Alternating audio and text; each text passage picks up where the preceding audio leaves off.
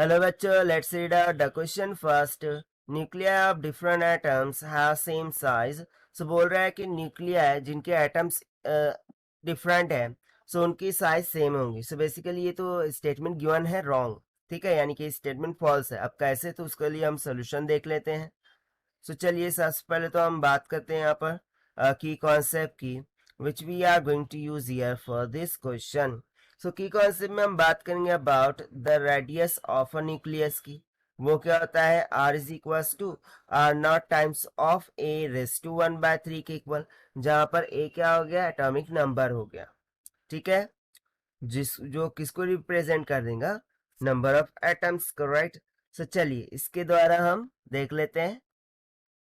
सबसे पहले तो यहाँ पर देखिए, जैसे कि मैंने यहाँ पर लिखा कि जो रेडियस ऑफ न्यूक्लियस है दैट इज आर, वो किसकी इक्वल होता है, R not times of A raise to 1/3, जहां पर ए एटॉमिक नंबर हो गया.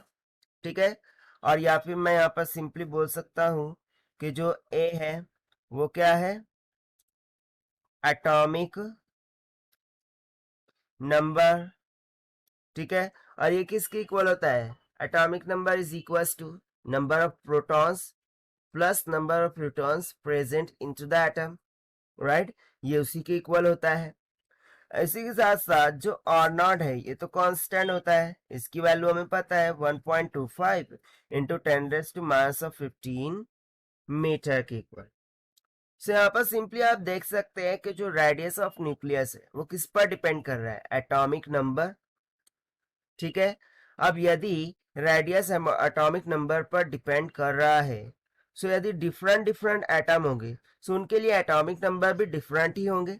और यदि एटॉमिक नंबर डिफरेंट आते हैं, सो उनका रेडियस भी क्या आएगा, डिफरेंट आएगा. और रेडियस डिफरेंट आएगा तो उनकी साइज भी क्या होंगी, डिफरेंट होंगी.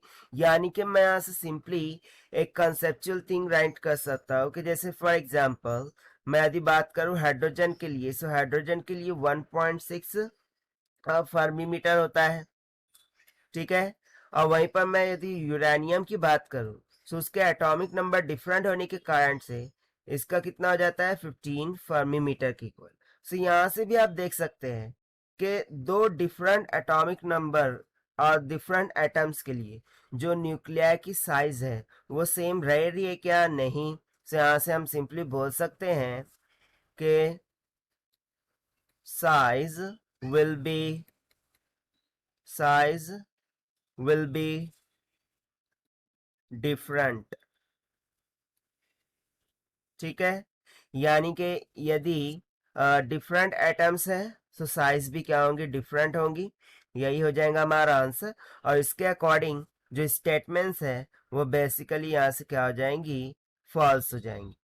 ठीक है, so this is the required solution which we have solved by using the conceptual formula of radii of nucleus.